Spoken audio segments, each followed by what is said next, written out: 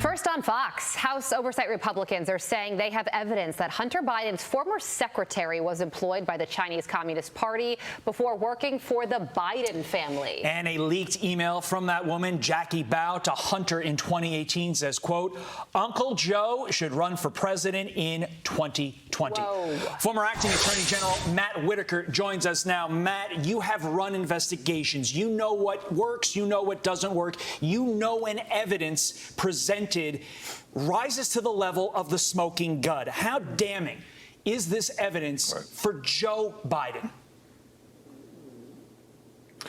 Well, good morning, and it's very damaging. If you think about how you build an investigation, you build it brick by brick, and this, revelation that somebody that close to the family that worked every day with Hunter Biden had access to most of the company's information, or the various companies, I think is a significant step. There is no doubt that Hunter Biden was part of a Chinese intelligence mission that was trying to gather as much information as possible about Joe Biden, Hunter Biden, and the entire Biden family.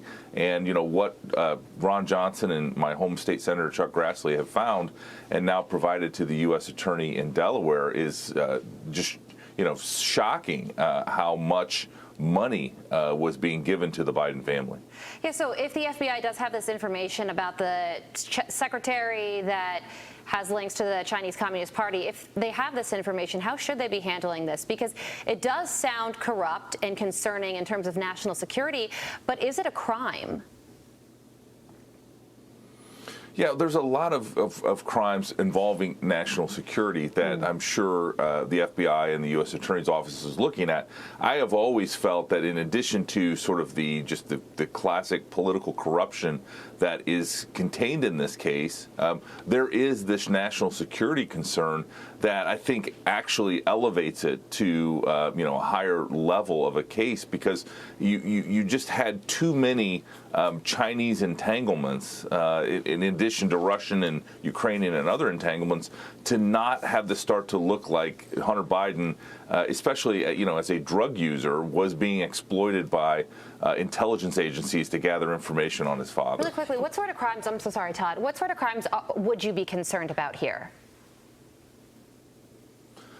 Well, you have the run-of-the-mill bank fraud cases and just the way that Hunter Biden was transferring money, within these companies and within the family. But I think you also have, the Foreign Agent Registration Act, where he appears to be representing, companies with ties to the Chinese or other government entities. You have, obviously there's video, audio, picture evidence of Hunter as being a drug user in possession and failing to, accurately fill out the forms to purchase a handgun. There's just so many, from run-of-the-mill kind of blocking and tackling to all the way to, kind of this foreign influence that is the most concerning to me. You mentioned the document release from Grassley and Johnson. Great line from this release, quote, in light of your and the DOJ's failure to respond to our legitimate congressional oversight requests and as part of our ongoing congressional investigation, we are transmitting to you over 200 pages of records relating to the Biden family's connections